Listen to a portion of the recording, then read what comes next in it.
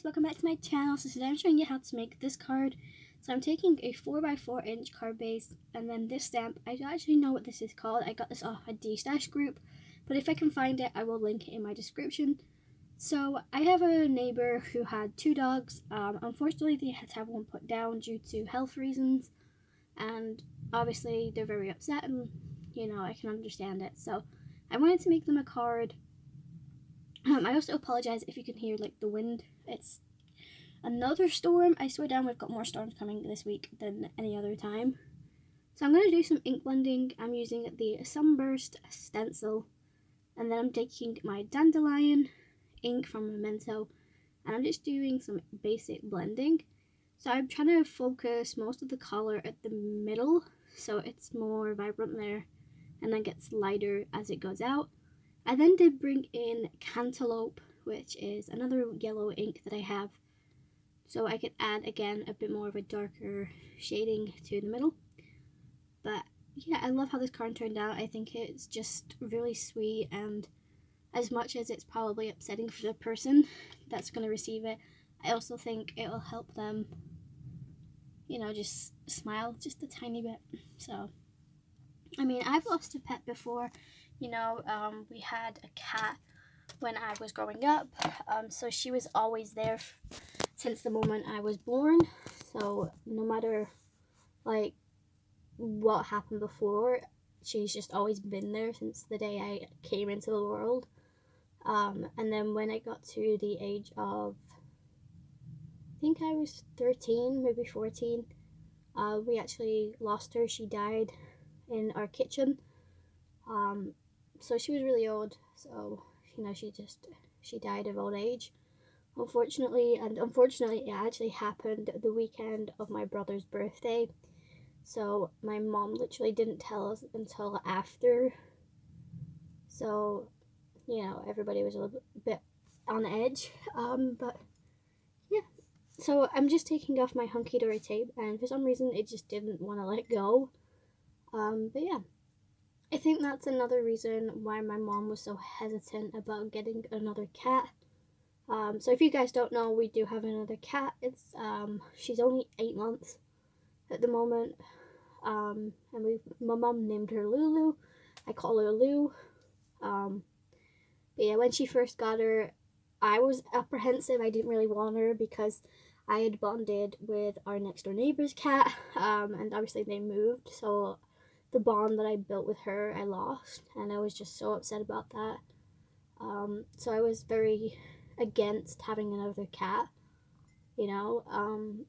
The first week we got her, she was very clingy to me, and I think she could feel that I was upset. So she was trying to comfort me. She was 8 weeks when we first got her as well. And oh my god, the second week we got her, she was the most vicious, violent cat that I've ever had.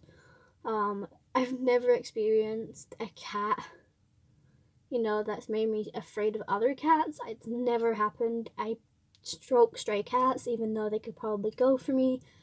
Anything like that, it's never affected me with my relationship with animals. And then one day she just attacked me for no reason, and it sort of put me off. So she actually attacked me when I was closing the window, and our windows are quite high up, so I actually had to climb onto the table, onto the windowsill to close the window, and that's when she attacked me. So I was holding onto the windowsill itself to try and close it, and I had to let go to get her to get off of me because she was like, she dug her clothes in and clung to me. So I let go of the windowsill and I fell backwards onto the table, and just the way I landed was very painful.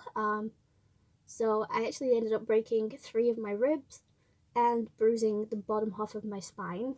So it was very painful. And after that, I was very, what's the word? I would literally, you know, feed her and then run away from her and hide up in the attic away from her until my mom came home. And I didn't want my relationship to be like that with her, you know, so we do have a bond now. She's my little kitty. But yeah, so if you guys told me a couple months ago that we would have a bond, I wouldn't believe you at all. Anyways, I've just stamped my image and I'm taking the Wild Clear Gloss embossing powder, which is in the regular, I believe. So you could do watercoloring if you wanted to here. I just did this just so it stood out a little bit and didn't disappear too much into the background. But also it gives you that crisp black outlay, so there's that. So I'm going to color this in, and then once I finished, I just fussy cutted it out. And as you can see, I just put in some pencil marks. So I'm trying to make this dog resemble the one they lost. I don't know if that's necessarily a good idea or a bad idea, but I think in the long haul, they'll actually keep this card and probably look at it as a memory. But yeah, so I'm going to insert some music and I'll speed this up until I assemble my card.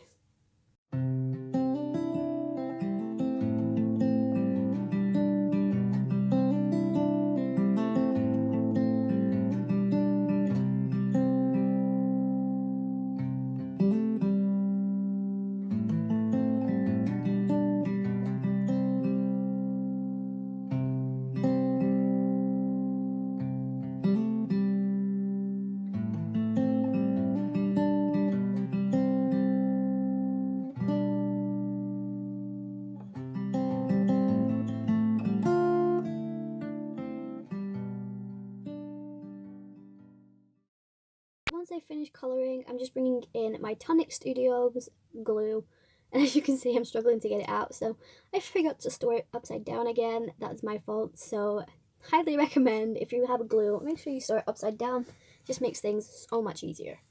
Anyways, I've already stamped my sentiment. The sentiment says, "With sympathy on the loss of your pet." I just love this stamp. Like I said, I don't know who made it. I put a thing on Facebook to see if anybody knew, but nobody seems to know. I even googled like the images, and even Google didn't know who had done this, so if I can find it, I will link it. So I didn't know whether or not I wanted to add any embellishments, so I ended up adding some yellow sequins and then some, I think it was Raindrops by Little Things by Lucy's inside of that sequin.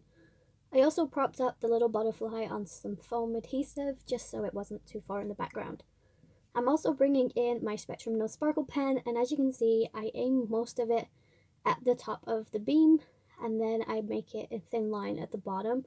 I just thought that was the easiest way of making it shine like a sunbeam would do. And that's pretty much all I did for this card, so I hope you guys enjoyed it. If you did, make sure you like and subscribe, hit the notification bell, and follow me over on my Instagram, because every time I post a picture over there, it means there's a video going up, and yeah, pretty much very simple.